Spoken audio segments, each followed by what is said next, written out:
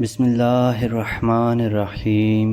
شروع کرتا ہوں اللہ تعالیٰ کے نام کے ساتھ جو بڑا مہربان نہایت رحم کرنے والا ہے۔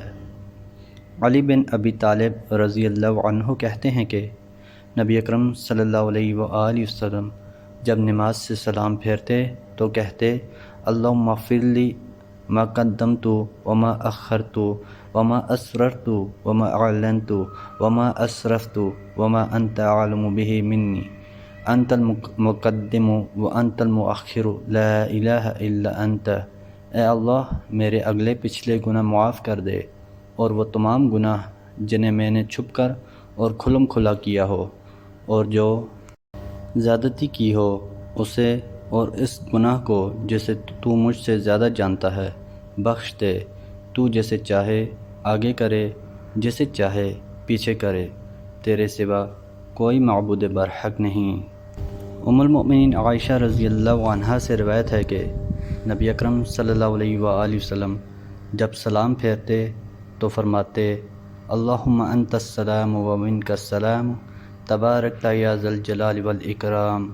اے اللہ تو ہی سلام ہے، تیری ہی طرف سے سلام ہے، تو بڑی برکت والا ہے، اے جلال اور بزرگی والے۔ حضرت ابوبکر صدیق رضی اللہ عنہ کہتے ہیں کہ رسول اللہ صلی اللہ علیہ وآلہ وسلم نے فرمایا جو استغفار کرتا رہا اس نے گناہ پر اصرار نہیں کیا گرچہ وہ دن بھر میں 70 بار اس گناہ کو دہرائے۔ حضرت عبداللہ بن عمر رضی اللہ عنہما کہتے ہیں کہ ہم ایک مجلس میں رسول اللہ صلی اللہ علیہ وآلہ وسلم کے 100 بار رب اغفر لی وتب علی انک انت التواب الرحیم، اے میرے رب مجھے بخش دے، میری توبہ قبول کر، تو ہی توبہ قبول کرنے والا اور رحم فرمانے والا ہے، کہنے کو شمار کرتے تھے۔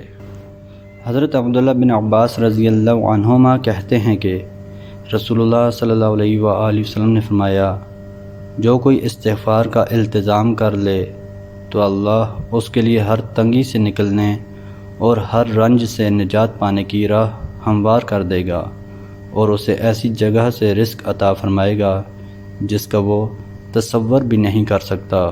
محترم دوستو، اللہ تعالیٰ سے دعا ہے اللہ تعالیٰ ہمیں ان حدیث پر عمل کرنے کی توفیق عطا فرمائیں، اللہ تعالیٰ ہمیں دونوں جہانوں میں کامیابیاں عطا فرمائیں، آمین یا رب العالمین۔